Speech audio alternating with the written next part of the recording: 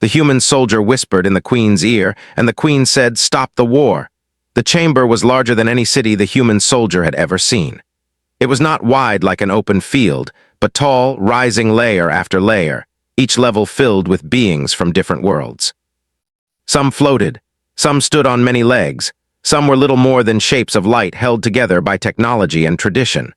The ceiling was so high it disappeared into soft blue mist, where symbols of authority drifted like slow-moving stars. At the center of it all sat the queen. She was older than most civilizations in the room. Her body was tall and thin, covered in smooth silver skin that reflected the light around her. Her eyes were dark and calm, like deep water that had never known panic. She did not move much. She did not need to. Every being in the chamber already leaned toward her presence, even without realizing it. This was where wars were decided. The human soldier stood near the edge of the chamber, so far from the center that he might as well have been decoration. He wore a plain uniform with no weapons, no medals, and no sharp edges. Even the material of his clothes was simple, chosen to avoid causing offense. He had been placed there not because anyone thought he mattered, but because protocol demanded that every affected species be represented. Humanity was being represented by one quiet soldier who had not spoken once since arriving. Most of the chamber had already forgotten he was there. The air was filled with calm voices. There was no shouting, no anger. The queendom did not conduct war discussions with emotion. Large floating screens displayed maps of space, lines of light marking trade routes, resource systems, and human territory. The human space looked small, fragile, like a cluster of candles compared to a city of suns. One advisor spoke, his voice smooth and measured. He explained how human expansion had become inefficient for the queendom's long-term planning. Another explained how human culture created instability in nearby systems, not by force, but by influence. Music, ideas, and strange human stories traveled faster than expected.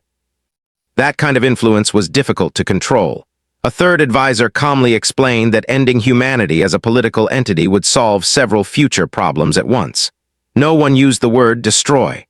They used words like restructure, absorb, and final resolution. The queen listened without reaction. Her eyes moved slowly across the information. She had seen this pattern many times before in her long rule. A small civilization grew too fast, changed things around it, and became inconvenient. The queendom did not hate such species. Hate was unnecessary. Order was more important. The human soldier listened too.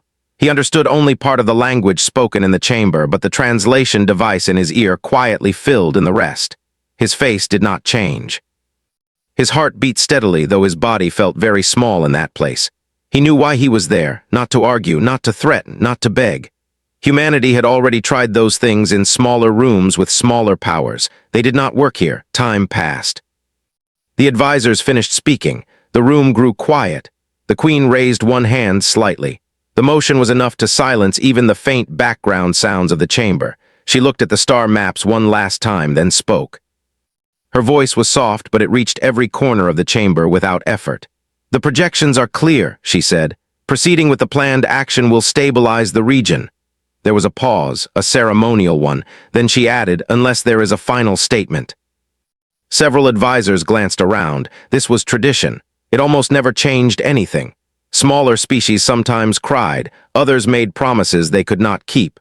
The queendom recorded these statements, archived them, and continued as planned. The human soldier was expected to remain silent. He did not. He took one step forward. It was not dramatic. No one reacted at first. He was still very far away. But movement in that chamber always meant something, and slowly attention shifted. A few advisors noticed. One of them frowned, confused. The queen turned her eyes toward him. They met his. Protocol allowed it. "State your designation," the queen said. The human swallowed once. His voice, when he spoke, was steady but quiet. "Human Expeditionary Liaison," he said. "Name not relevant." Some advisors exchanged looks. That answer was unusual. Most representatives gave long titles, hoping importance would protect them. The queen studied him. "You have been silent until now?" "Yes," the human said. "Why speak now?" The human did not answer immediately. He took another step forward, slow and respectful. Guards shifted slightly, but the queen made no signal to stop him. "I am not here to speak," he said. "I am here to whisper." That caused a ripple through the chamber. Confusion, mild interest, faint amusement. A whisper had no place in a room built for declarations that shaped galaxies. The queen tilted her head slightly. "Explain." "I cannot," the human said honestly. "Not aloud." Silence followed. It stretched longer than comfort allowed.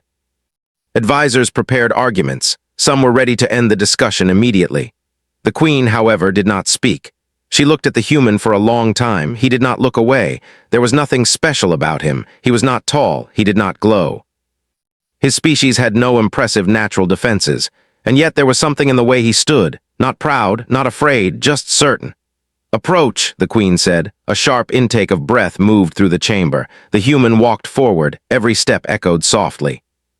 The distance felt endless. He could feel the weight of countless eyes, but he focused only on the queen. He stopped at the base of her platform and waited. "You may whisper," the queen said. He stepped closer, close enough that only she could hear. The human leaned in and spoke quietly. No one else heard the words. They did see the queen's eyes change, not wide with shock, not narrow with anger. They became still, very still. The queen straightened slowly. The chamber waited. Systems prepared to record the final authorization. Instead, the queen raised her hand. "Stop the war," she said. The words fell into the chamber like a dropped object that no one expected. The screens froze. The advisors stared. No one spoke. The queen lowered her hand. "All of it," she added. The human stepped back, returning to silence. And the galaxy, for the first time in a very long while, did not understand what had just happened. The chamber did not move after the queen spoke. No sound followed her words. Even the systems that usually recorded every decision paused, as if they too were unsure how to react. The advisors stood frozen in their places, minds racing through thousands of possible errors. None of them found one that explained what had just happened. The human soldier remained still near the base of the queen's platform. He did not smile. He did not look relieved. His role was finished, and he knew better than to add anything more. One advisor finally broke the silence. His voice was careful, respectful, and very controlled. "Your Majesty," he said, "the command has been issued. May we request clarification?" The queen did not answer right away. She looked down at the chamber, at the gathered minds of her empire, and then back at the human. Her expression was unreadable but not empty. Something had shifted behind her eyes, something old and thoughtful. "Clarification will be given," she said, "but first the human will speak." A wave of surprise moved through the chamber again. The human lifted his head slightly. He had not expected this. He looked at the queen, waiting for permission to continue. "You may speak aloud now," the queen said. "Repeat what you whispered slowly." The human took a breath. He turned so the chamber could see his face. There was nothing heroic in it. No anger, no pride, just honesty. "I told her," he said, "that humans do not need to win this war." Murmurs spread instantly. Confusion, disbelief. Some advisors exchanged looks that clearly asked why the queen would stop a war based on such a statement. The human continued. "I told her that humans have lost many times before. We lose cities, we lose planets, sometimes we lose everything except memory." The chamber grew quieter. "We remember who ended us," the human said. "We remember why we study it. We change ourselves so it cannot happen the same way again." One advisor leaned forward. "That is not a threat," he said. "No," the human replied. "It is not." The queen watched him closely. "I told her," the human continued, "that every empire believes it ends others forever. Humans know better. Nothing ends forever, not even us."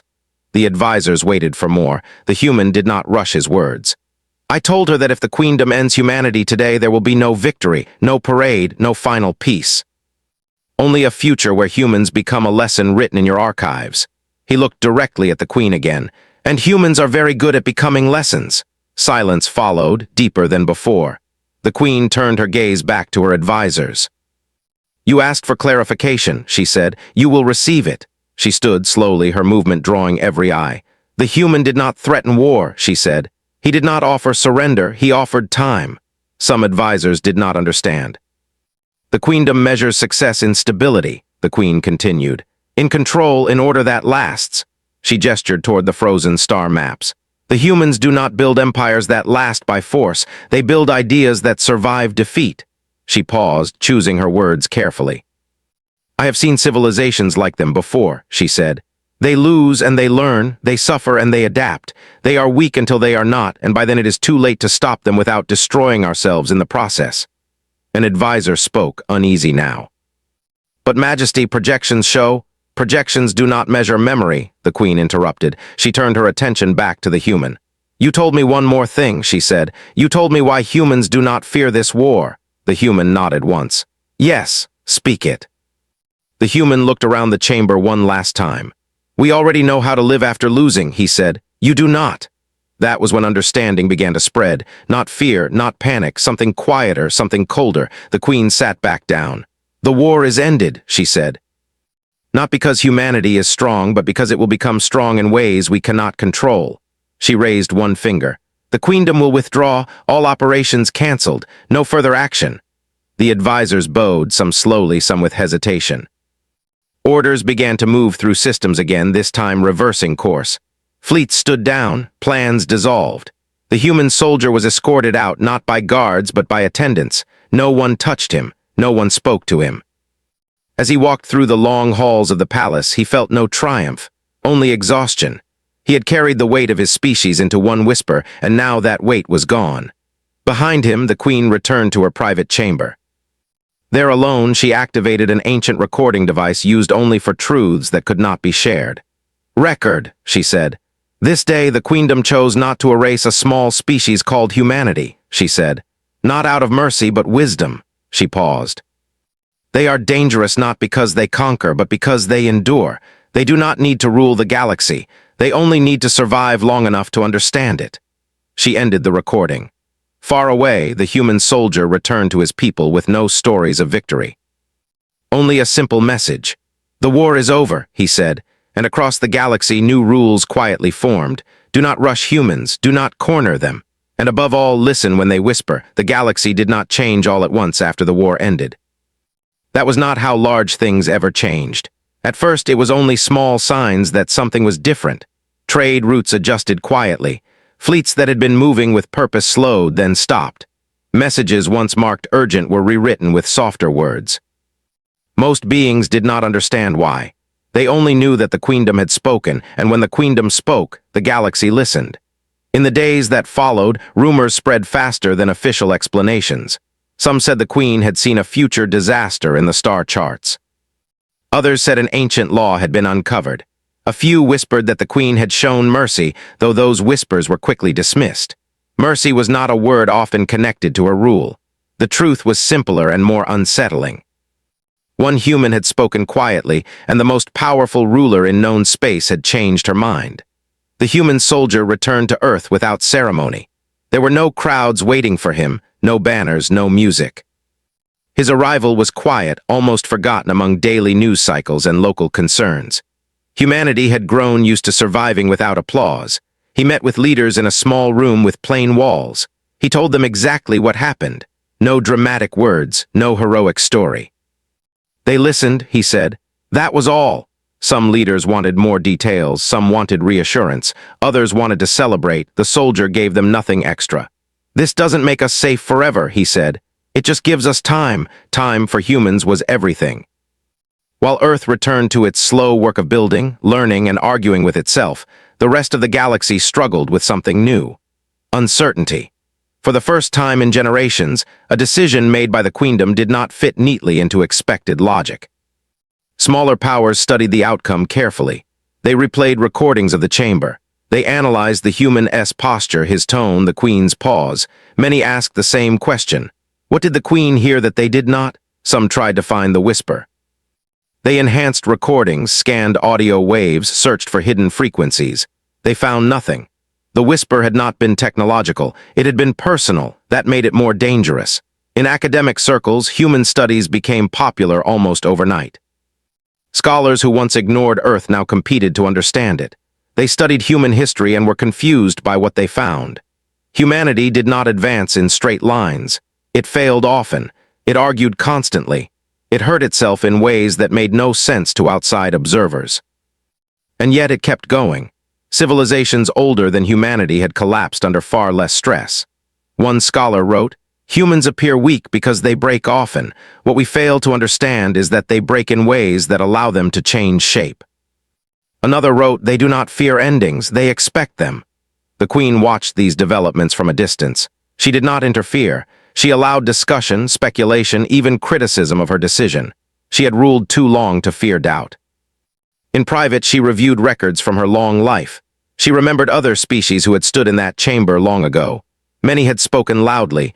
Many had threatened consequences. Many had promised obedience. Most were gone now.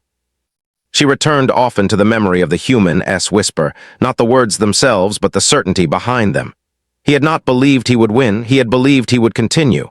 That belief changed everything. Months passed, then years. Humanity did not expand aggressively. It did not seek revenge or dominance. That confused many observers even more. Instead, humans focused inward. They improved their technology slowly. They improved communication faster. They shared ideas freely, sometimes too freely, even among rivals. Human art began to appear in unexpected places. Music played on distant stations. Stories translated into alien languages spread through data networks. Not propaganda, just stories about loss, hope, and survival. They resonated. A small trading species once asked a human merchant why humans shared so much without asking for loyalty in return. The human answered, "Because someday we might need someone to remember us kindly." That answer was recorded and passed around. Over time, the queendom noticed a subtle shift. Systems near human space became calmer. Conflicts de-escalated more easily. Diplomacy changed tone. Humans had a strange way of making others feel seen, even when they held no power. The queen called this soft gravity. She summoned her advisors one cycle and spoke openly. "Humanity is not expanding territory," she said. "They are expanding understanding." Some advisors remained uneasy. "And if that becomes a threat, then we will adapt," the queen replied. "As they do." Far away, the human soldier lived an ordinary life. He refused promotions. He taught sometimes. He spoke rarely about the chamber. When asked why he had been chosen, he gave the same answer every time. "Because I was replaceable," he said. Anyone could have whispered that. But deep down, he knew that was not entirely true. It was not the words alone that mattered. It was the shared understanding between two beings who had seen enough history to recognize a pattern. One night, years later, the queen requested a private communication channel with Earth. She did not ask for leaders. She asked for the soldier. When the connection opened, they looked at each other across light years. Time had changed them both. The queen looked no older, but her eyes held more questions. The human had aged. Lines marked his face. His posture was slower. "You gave us time," the queen said. "Yes," the human replied. "What will you do with it?" she asked. The human thought for a long moment. "We'll make mistakes," he said. "We'll hurt ourselves, we'll fix some things and break others." "That does not sound efficient," the queen said. "No," the human agreed. "But it's honest." The queen considered that. "I stopped a war because of you," she said. "Do you understand the weight of that?" "Yes," the human said. "That's why I never asked for more." They sat in silence for a while. "Tell me," the queen said at last. "If the queendom had chosen war, what would humans have done?" The human did not hesitate. "We would have survived," he said, "and one day, long after the war was forgotten by your people, we would have understood you." "And then?" the queen asked. "Then," the human said softly, "we would have forgiven you, or replaced you, or both." The queen closed her eyes briefly. When she opened them, there was something like respect there. The channel closed. The galaxy continued to turn. Empires rose and fell. Alliances shifted. New species emerged. Through it all, humanity remained what it had always been, not the strongest, not the loudest, but the species that whispered truths powerful enough to stop a war. And long after the queen was gone, long after her queendom became history, those whispers were still remembered, not as weapons, but as warnings. And as promises, time moved forward as it always did, slow and unstoppable. Generations passed across the galaxy, and with them came change that no single ruler could command. The queendom remained strong, but it was no longer unquestioned. Other powers had learned something important from that stopped war. Power was not only measured by fleets and borders, it was measured by what others believed about you. Humanity continued to grow, but never in a way that alarmed the galaxy. They did not rush outward. They did not demand attention. They built quietly, argued loudly among themselves, and shared more than anyone expected. Their worlds became places where other species felt strangely comfortable. not because humans were perfect hosts, but because they understood discomfort. Humans had lived with it their entire history. On one distant station, a mixed gathering of species met every cycle to exchange ideas. No treaties were signed there, no laws were made. It was a place of stories. A human storyteller often spoke last, not because they were given honor, but because others wanted time to think after hearing them. The stories were never about victory. They were about failure, about worlds lost and rebuilt, about mistakes repeated until learned from, about people who mattered even when history forgot them. Other species listened, uneasy at first, then thoughtful. These stories stayed with them long after. The queen, now very old even by her kind standards, watched these developments with careful eyes. Her advisors had changed many times. New ones had grown up hearing about the human pause, the moment when the queendom stopped instead of advanced. Some still questioned it. "You protected a future rival," one young advisor once said. The queen answered calmly, "I protected the future from certainty." The advisor did not understand, but he remembered the words. The human soldier who once whispered grew older and quieter. He refused to be recorded in official history. His name appeared only in classified archives and faded reports. To the public, the war had ended because of politics and strategy. That was fine with him. He lived his life teaching young humans one simple lesson. "Speak carefully," he told them. "You never know who is listening." When he died, there were no monuments. Just a small note in a school archive that read, "He listened well." Years later, the queendom faced a crisis. Not a war, but something more dangerous. A collapse of trust between major powers. Trade slowed, borders hardened, old fears returned. The galaxy stood at the edge of repeating its oldest mistakes. The queen was gone by then. Her successor ruled differently. Faster, louder, more confident. Plans were drawn, pressure was applied. The idea of force returned, carefully disguised as necessity. And then something unexpected happened. Human representatives did not argue, they did not protest, they did not threaten, they asked questions, simple questions, honest ones. What happens after? At first, these questions were ignored, but they kept coming from humans and from others who had learned to think like them. The new ruler grew frustrated. "They do nothing," he complained. "They only speak." An old advisor, one who had served under the queen, answered quietly, "That is what they do best." The crisis slowed. Talks resumed. Compromise appeared where none had been expected. Later, historians would note something strange. Humanity had not led the negotiations. They had not won anything. And yet nothing moved forward without their input. They had become a constant, a reference point, the species that reminded the galaxy to think beyond the next decision. Humanity never ruled the stars, but the stars learned to pause when humans spoke. In a distant future, long after Earth had changed beyond recognition, a young alien scholar studied ancient records. She found the story of the stopped war and the whisper that changed history. Many details were missing. Names were unclear, dates blurred. Only the result remained. She wrote in her notes, "Humans altered the course of galactic history without conquest. This challenges our understanding of power." Her teacher read it and nodded. "Yes, they taught us that survival is not the same as domination." The scholar asked, "Why did they not use their influence to rule?" The teacher answered, "Because they understood something we did not. Rule ends, memory lasts." The galaxy continued, as it always would, uncertain and alive. New species emerged, old ones faded. Through it all, humanity remained imperfect, noisy, creative, and difficult. They whispered when others shouted. They listened when others demanded. And because of that, they were never erased. Not because they were feared, but because they were understood. And that understanding was stronger than any war.